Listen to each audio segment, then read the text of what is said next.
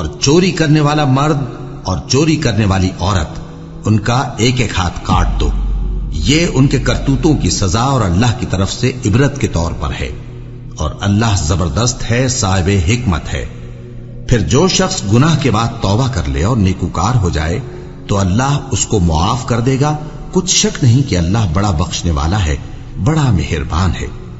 کیا تم کو معلوم نہیں کہ آسمانوں اور زمین میں اللہ ہی کی سلطنت ہے، جس کو چاہے عذاب کرے اور جسے چاہے بخش دے، اور اللہ ہر چیز پر پوری طرح قادر ہے۔ والسارق والسارقۃ فاقطعوا ایدیہما، اور چوری خواہ مرد کرے خواہ چوری کرنے والی عورت ہو، ان دونوں کا ہاتھ کاٹ دو، ایک ایک ہاتھ، ایدیہما، ان کے ایک ایک ہاتھ کاٹ دو۔ جزاء بما کسبا، یہ بدلہ ہے ان کے کرتوت کا، نکالا من اللہ، اور یہ عبرتناک سزا ہے اللہ کی طرف سے۔ اب دیکھیے یہاں میں مثال دیتا ہوں آپ کو اہل قرآن کی حکمت اور ان کی سمجھداری کی۔ غلام احمد پرویز صاحب کہتے ہیں کہ یہ جو ہے کہ ہاتھ کاٹ دو چور کا، اس کا مطلب ہے ایسا نظام بنا دو کہ چوری کی ضرورت ہی نہ پڑے۔ اچھا یہ تو ہم بھی چاہتے ہیں کہ نظام ایسا ہو، کفالت عامہ ہو، کوئی شخص مجبوراً چوری نہ کرے، اس لیے کہ اس کی کفالت کے لیے اگر موجود ہے، وہ ریاست جو ہے اس کی تمام بنیادی ضروریات کی وہ انڈر رائٹ کر رہی ہے، تو اسے چوری کی ضرورت نہیں ہے۔ ہم بھی چاہیں گے کہ یہ بات ٹھیک ہے، لیکن یہ کہ اس کا مطلب یہ ہے، یہ غلط ہے۔ لیکن قرآن کس طرح اپنی حفاظت کرتا ہے؟ ایسے نظام کا قائم کرنا عبرت ہوگی، ایسا نظام کا قائم کرنا ان کے کرتوتوں کی سزا ہوگی۔ قرآن مجید پر اس قسم کا باطل جو ہے حملہ آور نہیں ہو سکتا۔ دو الفاظ، فاقطعوا ایدیہما، ان کے ہاتھ کاٹ دو، جزاء بما کسبا، جو کمائی انہوں نے کی ہے اس کا بدلہ۔ اچھا جو کمائی انہوں نے کی اس کا بدلہ یہ ہے کہ اچھا نظام قائم کرو۔ نکالن، نکال کہتے ہیں کہ عبرتناک سزا، نکالا من اللہ، اللہ کی طرف سے عبرت کے لیے۔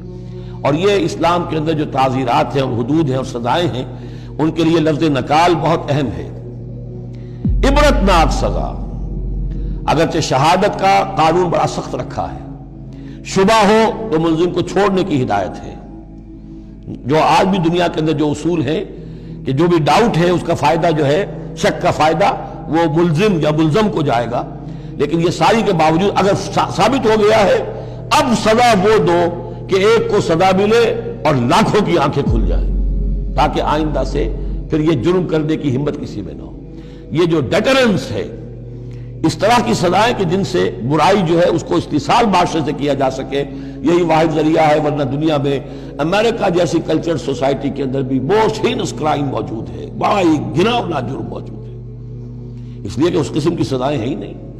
لوگ جرم کرتے ہیں، جیل میں رہے، عیش کیا، کچھ دیر کے بعد پھر آئے، پھر جرم کیا، پھر چلے گئے، باہر جا کے کیا کریں گے، وہاں تو سرکاری مہمان ہیں۔ تو یہ سارا فلسفہ جو ہے نتیجہ یہ کہ جرم جو ہے ان کا وہ بڑھتا چلا جا رہا ہے۔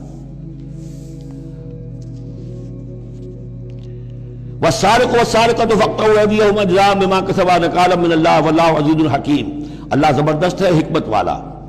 فمن تاب من بعد ظلمہ واصلح فإن اللہ یتوب علیہ، تو جس نے بھی توبہ کر لی اس کے بعد اپنے ظلم اور اپنے جرم کے پیچھے واصلہ اور اصلاح کر لی، تو اللہ قبول کرتا ہے اس کی توبہ کو۔ ان اللہ غفور الرحیم، یقیناً اللہ غفور الرحیم ہے۔ لیکن جرم کی سزا دنیا میں ختم نہیں ہوگی۔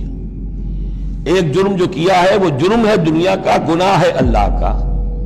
جرم کی سزا دنیا میں ملے گی، گناہ کی سزا اللہ نے دینی ہے، اس کو اللہ معاف فرما دے گا اگر توبہ کی ہے۔ اگر توبہ نہیں کی ہے تو پھر یہ کہ اس کی سزا بھی ملے گی۔